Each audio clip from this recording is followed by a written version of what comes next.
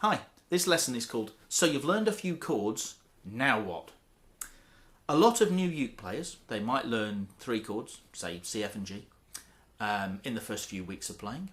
And then they find a song that uses those chords, and then they find lots of songs use those chords, and they maybe go and join a uke club and discover that there's a whole songbook full of songs using those chords.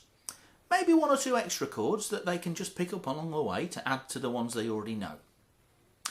Some of those players then think, wow, this is good, I'm doing really well here, and you are. You think, well, maybe I should learn some more. So they'll go and get an app or a book or a chord chart off the internet, and they will learn some new chords. And say they learn D flat, and they're really proud of themselves, quite rightly, that they've learnt a new chord. The only problem is that then they get back to their club and they start playing and they realise that there's just no opportunity anywhere to play a D flat. It never comes up. Why did I bother learning that? Well, it's good that they've learnt that chord, and here is why it's 1, worth bothering learning that chord, and 2, why you are not finding that chord when you're playing.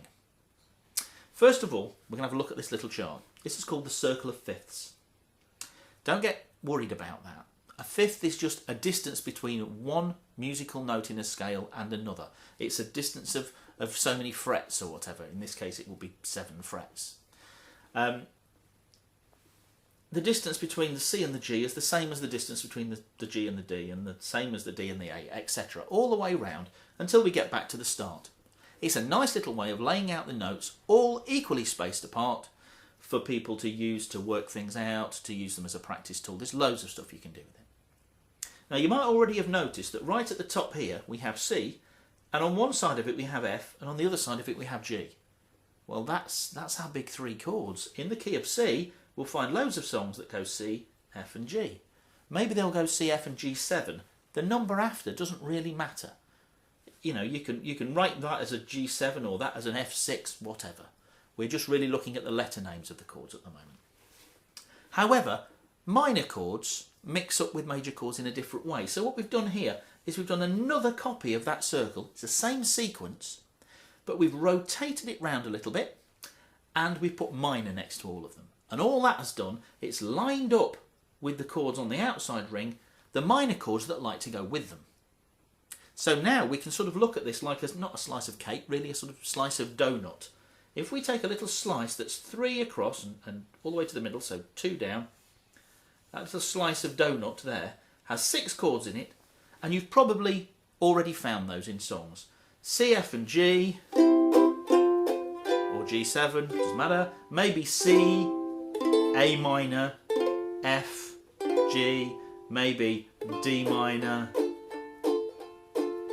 F. They all work nicely together, E minor, G. You can play around with those 6 chords and they'll start to sound like songs you know, and you'll find them in your songbook. So you can probably already see that the D flat chord that our person who was very, very eager to learn went away and learned is down here. And it's probably going to have nothing to do with anything up there. And that's why they're not using it.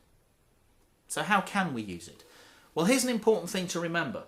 Everything on this chart relates to the thing on either side of it in exactly the same way. In other words, everything is an equal step around. Which means if we take that little donut and we spin it round so it goes to another part of the chart, we'll have the same song in a different key. So if I got those 6 chords and they all sounded nice together, well, these 6 chords will also sound nice together in the same way. So what if we rotated it round so that one of the chords here was the D flat?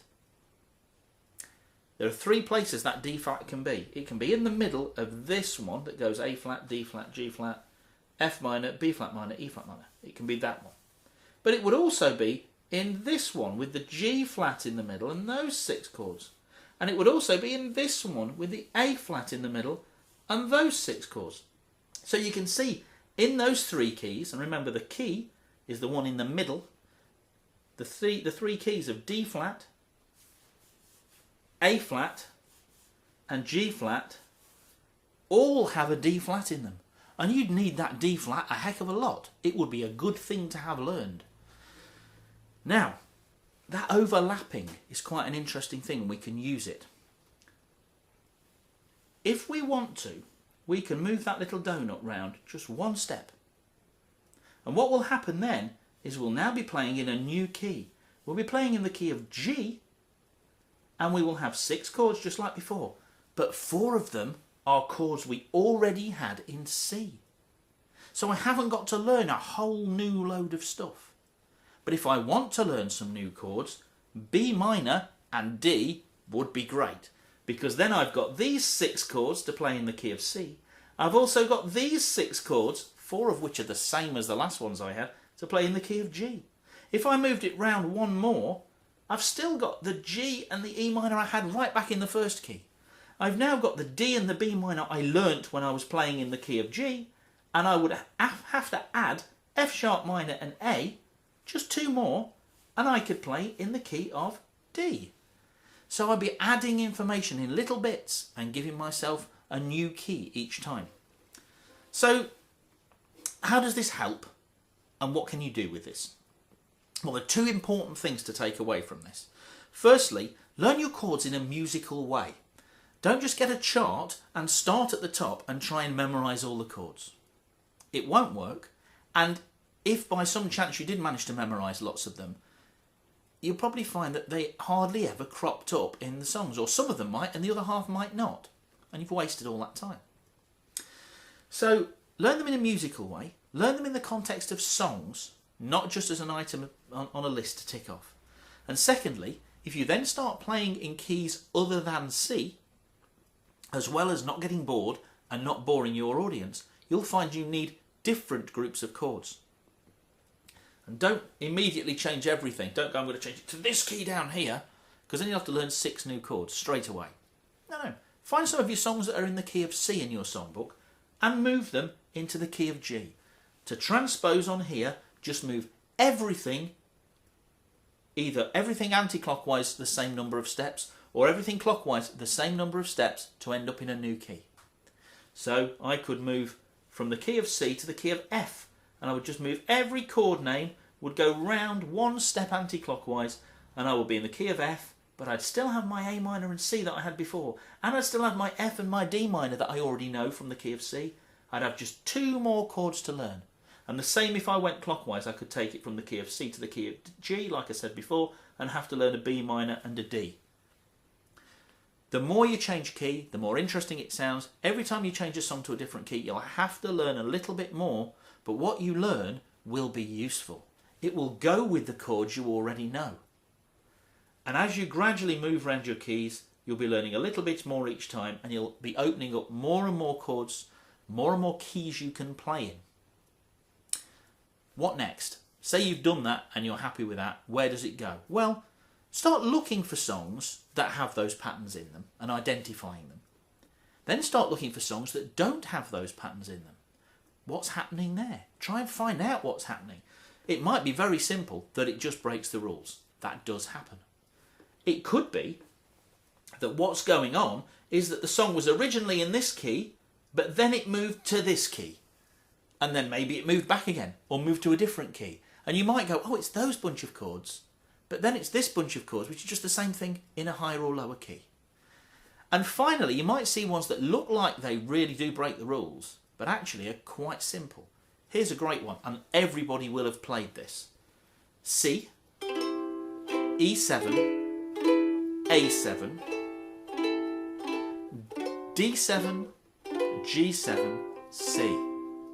Now that's Ain't She Sweet, it's 5'2", it's the Charleston, it's 1001 songs. But hang on, I was playing A7, not A minor. I was playing D7, not D minor. I was playing E7, not E minor. What's going on? They're not right. Well, let's find them on the chart. C. E7's right over here. Not sure what's going on there. Oh, hang on. A7 is just there. Oh, well, D7's just the next one. G7's just the next one. And then we're back to where we started. So what sounded like a ridiculous random selection of things that didn't fit was really just a whole a whole line of key changes.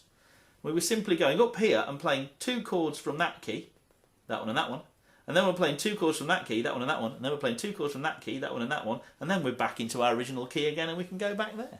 But it's just a little trip round the circle of fifths. So remember to learn your chords in little bits.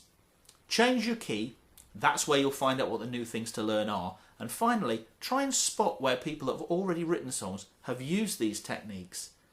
And you can use that to help you learn new songs, because you'll start to recognise patterns and be able to learn things much, much more quickly, because you realise it's just like that song, only in a different key.